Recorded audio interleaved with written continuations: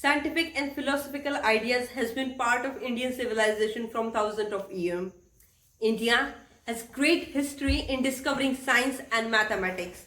Starting from ancient India, Bhaskaracharya Aryabhatta, to modern India, Dr. C.V. Raman, N. Venkateswaram, S. Chandrasekharan.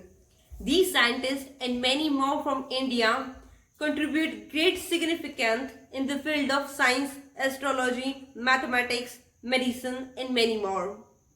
And their work has lasting impact on scientific understanding and knowledge.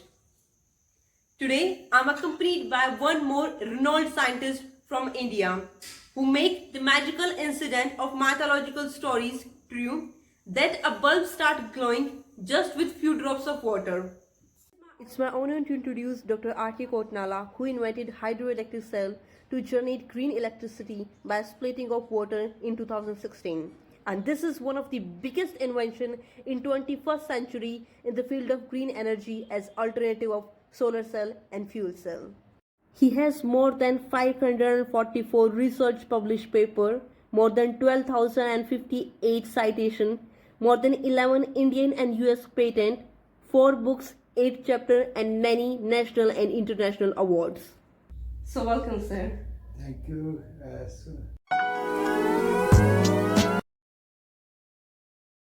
Please briefly explain about your wonderful invention. As you know, and you have already spoken that it is a magical story, and it is not a story, but it is a fact. So the fact has been realized, validated internationally. What is done in this? We have taken a material which is nanoporous and oxygen deficient. So that material has been processed strategically in lab, and this immediately, because these nanopores and the oxygen deficiency are responsible to dissociate water molecule into ions, H plus ion, hydrogen ion, and the OH ion, hydroxide ion. This is also known as the water splitting, because the water splitting has been done at room temperature without any electrolyte, any acid, alkali, any catalyst, and any light. So therefore it is an entirely different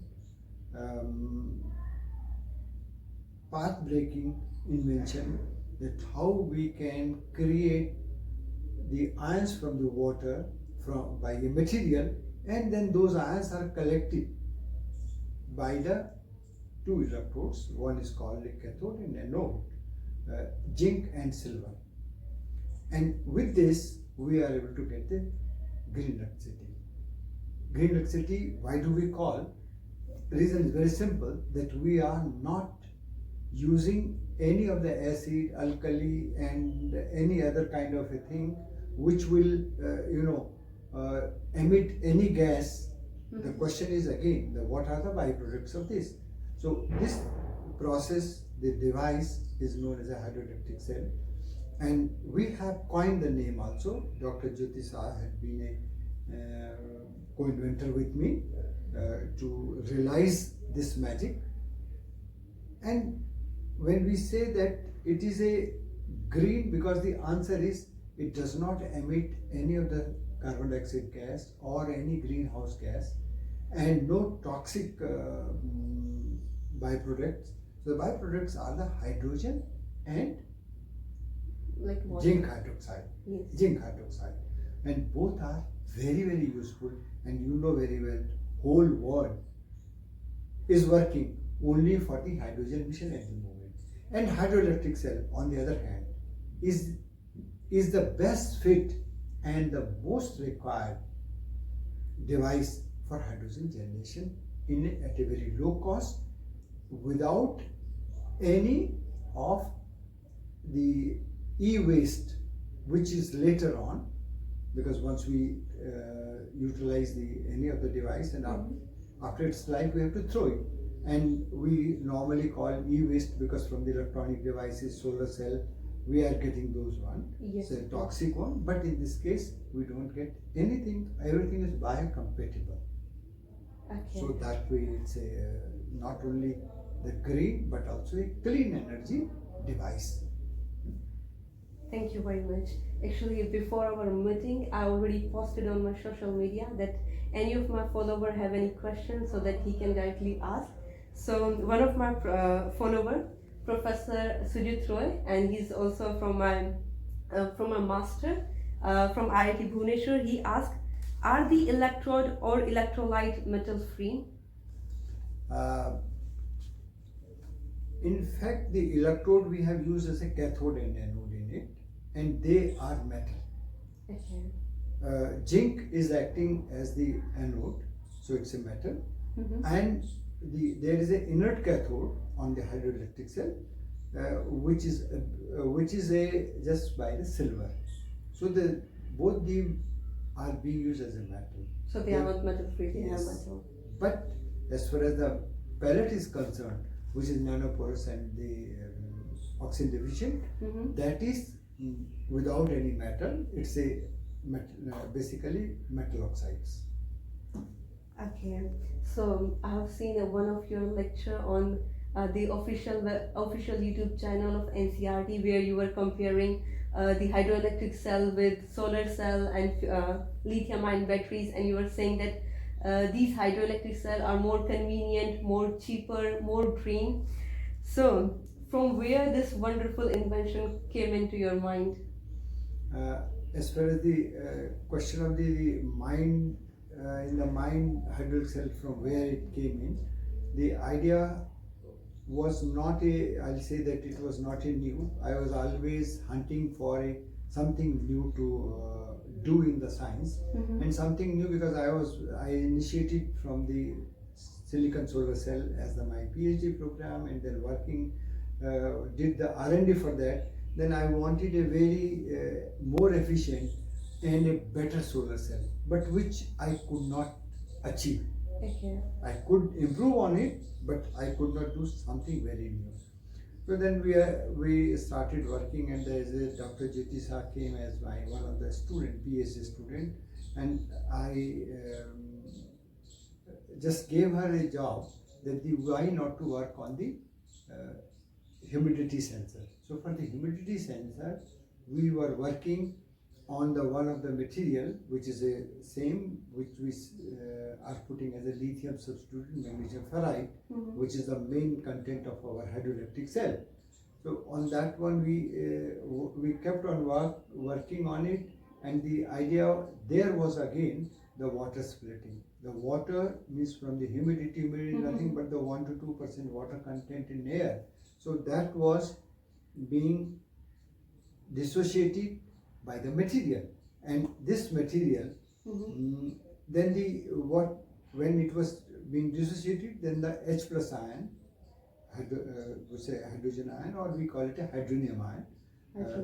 So that hydronium ion we were collecting from the pellet, and that was a measuring parameter for my humidity. So that time again the back of mind that idea came in that I was thinking something new. So why not to use this water? Okay. Water to be our main source as a raw material for hydroelectric cell, which was not concept we were developing that time, and then worked ahead that hydroelectric cell can be worked out from this. But it was a difficult task. It was not easy because what we were doing in humidity sensing, that was entirely different as a sensor, and then we had to make a device which came out to be a finally hydroelectric cell after the 14 years of the research on it. Okay, so basically it's a slow step-by-step process, not like instantaneous. Only one night this idea hit on your mind and it's like okay. Yes. And actually my next question was like, since when you are working on that, and you have already answers like for 14 years. So being a researcher, the most important lesson we learn is unity, how good you are collaborating with your student or with your co-worker.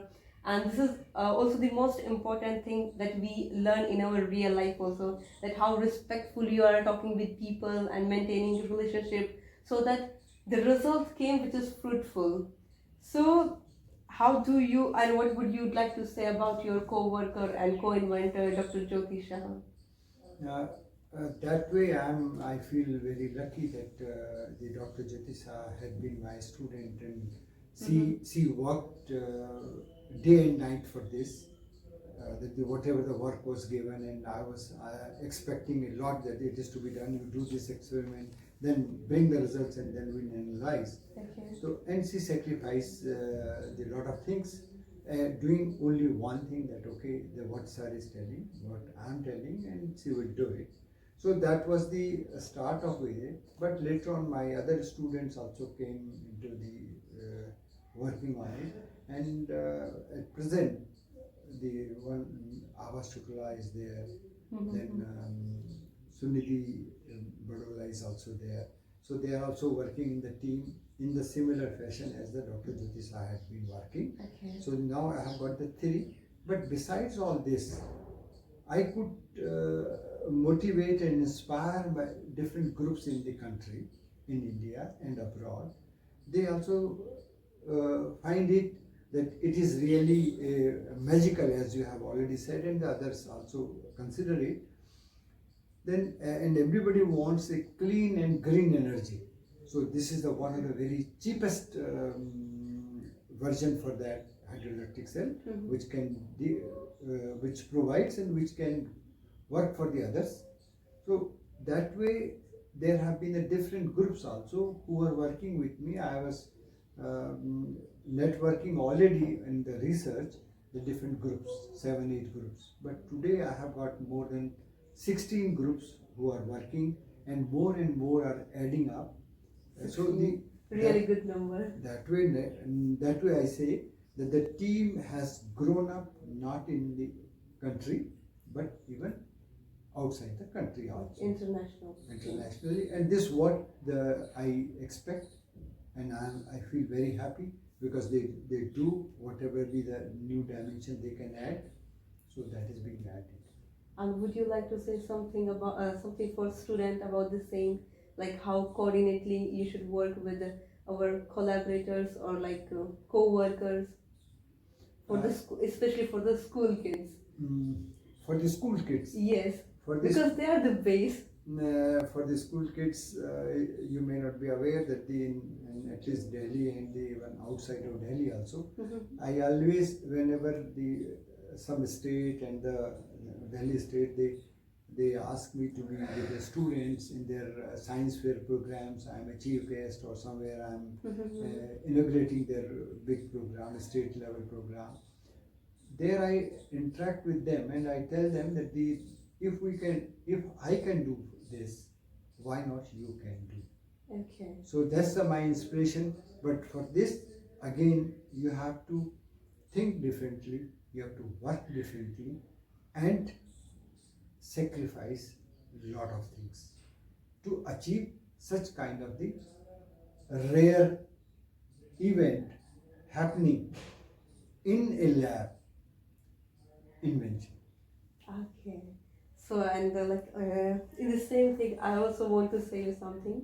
Last time we met in 2019, when you were invited as chief guest at Central University, Haryana, and at that time I was pursuing my bachelor's, and I was also participant at that time, and it was my good fortune that I get awarded with your hand. And when you were explaining about your hydroelectric cell, so for me it was very first time that I was seeing a scientist and his invention so closely. So at that time, you create a spark in my mind to become a researcher, and fortunately I am today. So it's like your contribution also in that.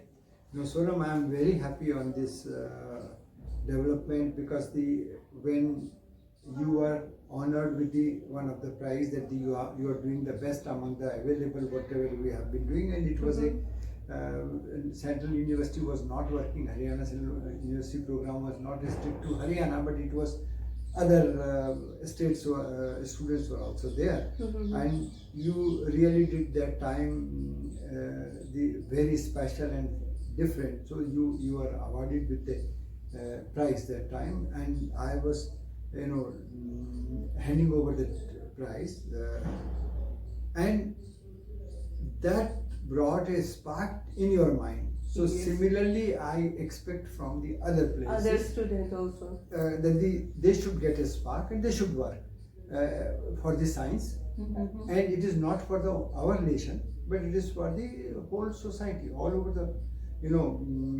world. Because the science fruits, everybody is enjoying. Yes. And I became very happy that when I came to know that you moved from IITBBS to Germany Yes. for pursuing your PhD program, Mm-hmm. and I do expect that you will make wonders, but it's a big thing. Thank you very much. So my next question is, what kind of student you were during your school times? During my school time, if you ask me, I was a normal student.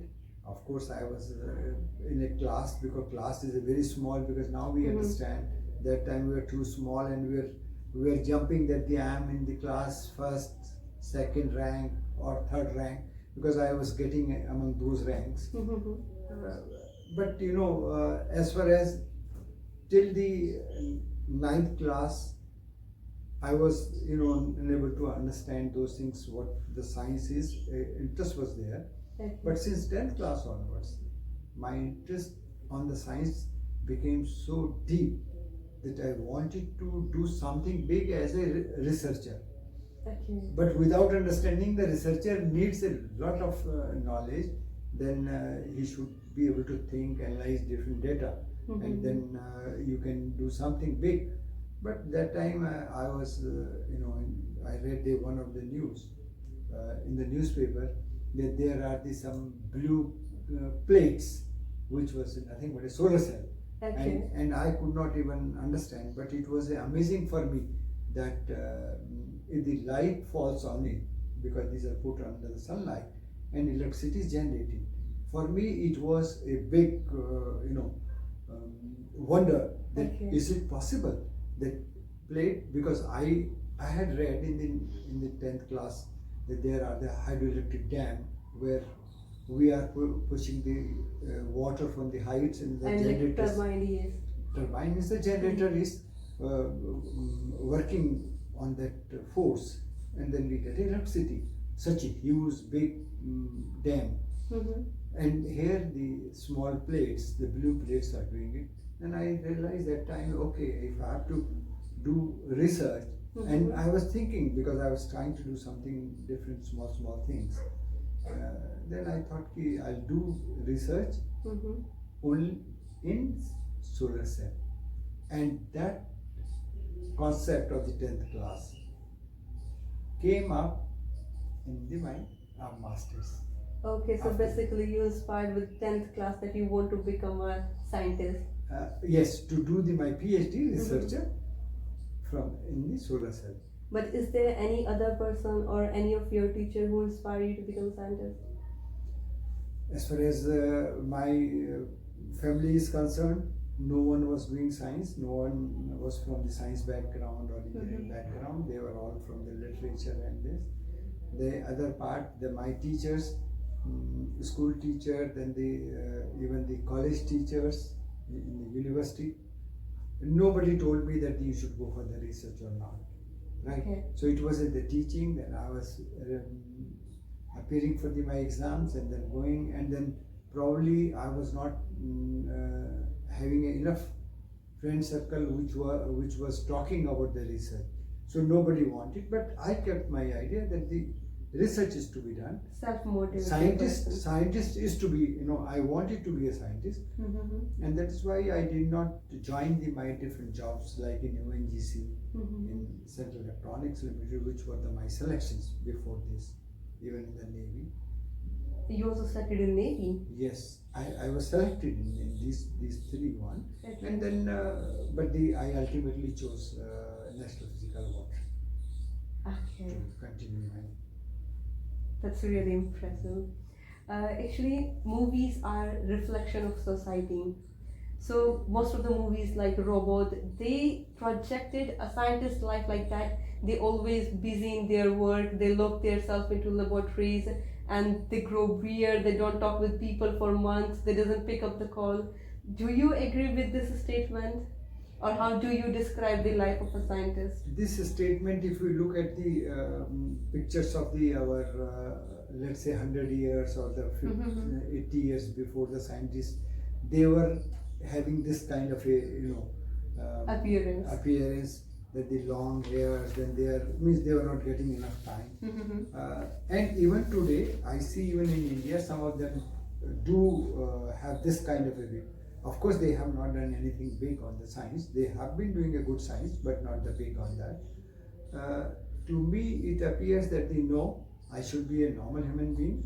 I should be able to talk to the people socially. I must be in contact with the people.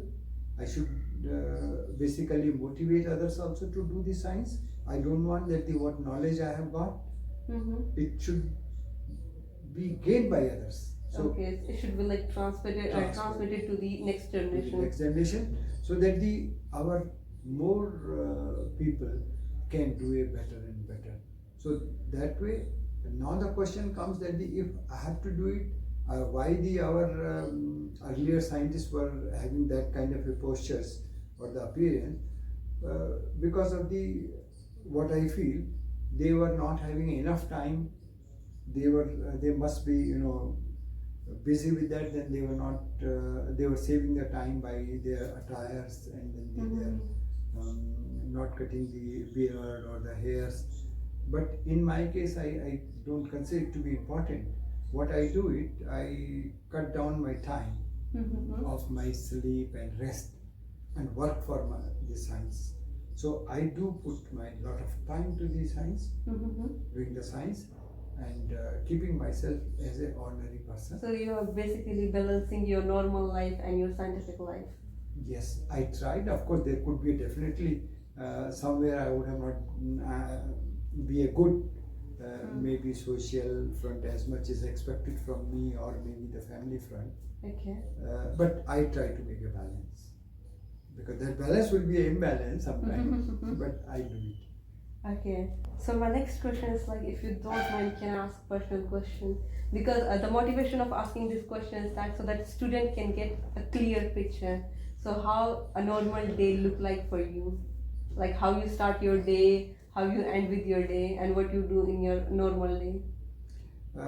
See, Sonam, my day is always begin with at the moment I have a mission that the hydroelectric cell is to be put more and more, and it should go to the industries, and how we can do something new in it. But from the day when I remember that I came in my PhD program and then later on as a scientist, I always thought of that what new can I do?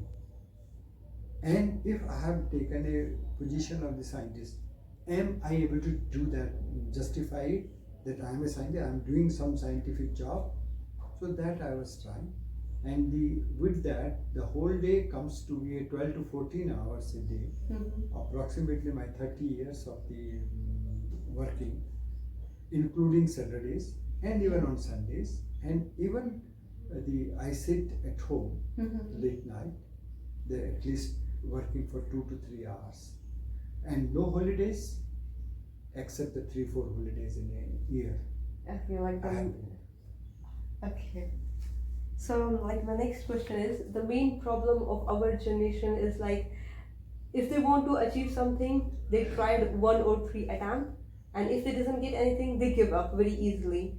Being a researcher or being a scientist, we always have to see a lot of failures. So what is your strategy to cope up with these kind of failure? And this is exactly the same question one of my follower, Jant Mahwal, also asking that. How you cope up with these kind of failure, and what is your strategy? What particular thing work for you? How you motivate yourself? In fact, this is a very difficult question, and because most of the people, what they find, even the younger generation, they immediately come into the frustration and then the depression, and whenever they don't get the results. But getting results, I am specifically talking in the domain of the science, because here what results we are expecting, what we plan as an experiment that is to be done, and we'll get these results. Not necessarily in a single attempt we will get. That one should be clear on it. And the question is again, how many attempts is to be done, right? Yes. Then the attempt should be, every time you should be positive that the why I am not getting that result, because for what I am looking, and what kind of the miscalculation or deficiency had been in my previous experiment. Which means we are not blindly following the attempt and attempt. We have to always learn with. With this. That is there some kind of a slip has been there, or it needs my present result.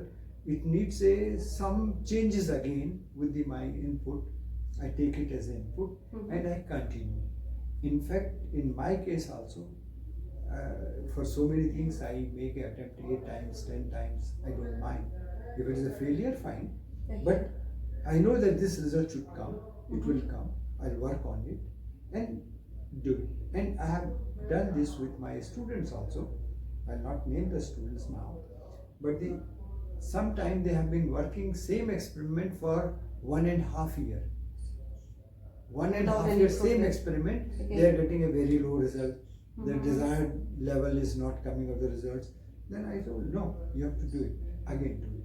And if sometime what we were doing, everything was fine, but the problem was with our apparatus, the instrument which we were doing. So that is also identified with the time, because the results are not there and we are basically trying each and every possibility and then removing them. So there is no way that we should think that in 1 or 2 attempts we should be able to get the best results. For the best results, we have to make many attempts. Okay, this incident also happened with me. One time I was synthesizing a compound, and every time I get impurity, at the end of the experiment I realized the impurity is actually in the solvent which I was using for the NMR testing. Actually my compound was pure, but the sample which I using like solvent, it itself impure. So yeah, because that way you have tried the different whatever in your experiment was happening. You understood, analyzed, and then you one by one you are ruling out the possibility of this is creating the problem, or that's the only way out in our science or in daily life also. So basically blind attempt, we should not do this. Yes. Okay. So there is a published paper in the year of 1954. Science without religion is lame, and religion without science is blind.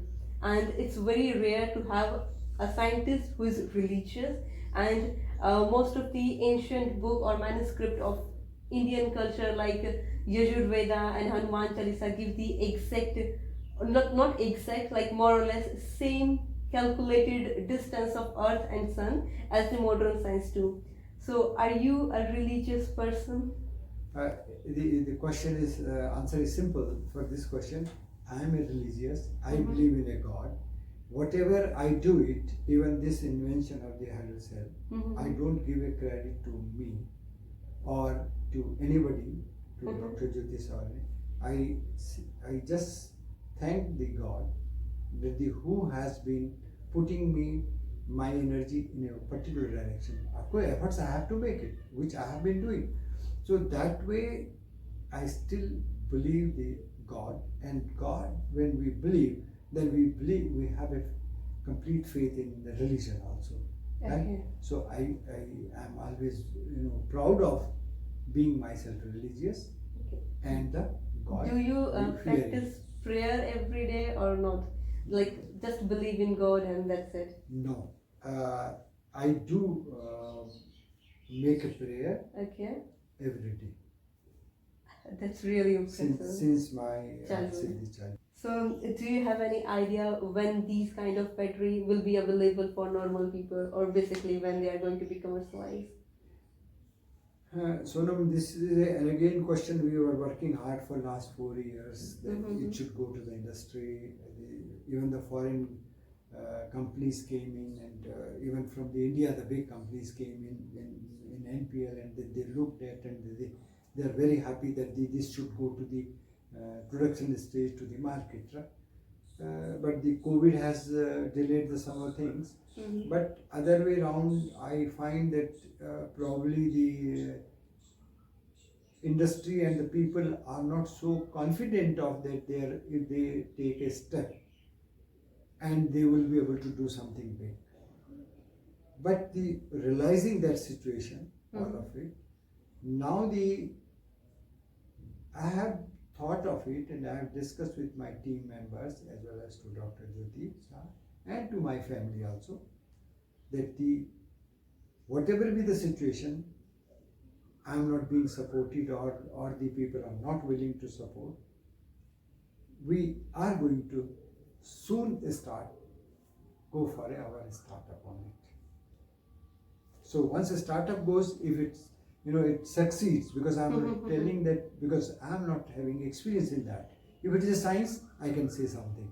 Okay. Up to certain extent, certain extent I can say yes, we will be successful. But in this case, because it's a business activity, and I don't have that experience. But from where are you going to arrange the capital? The capital will be just personal. My money, let's say some of the properties already sold, some of more I have planned to give it.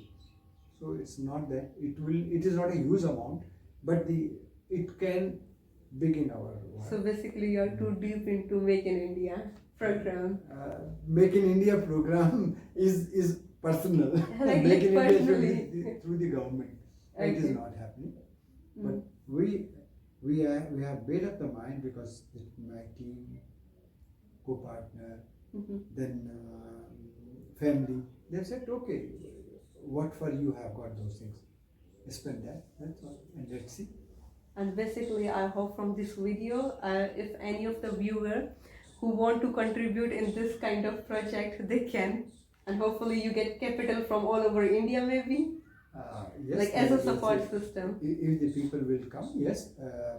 Of course, now some of the people have already committed. They will support you for supporting. this. So, but of course, because the people are with me, the academics people, scientific people, they are not, in as far as the capital, they don't have a huge amount of the capital with them. But whatever it is, we have initiated that also. That's really impressive. People like you are role model for students. So what should be the ultimate goal of our life according to you?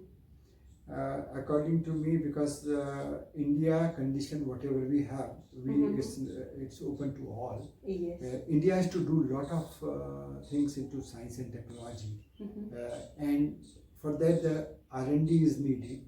Yes.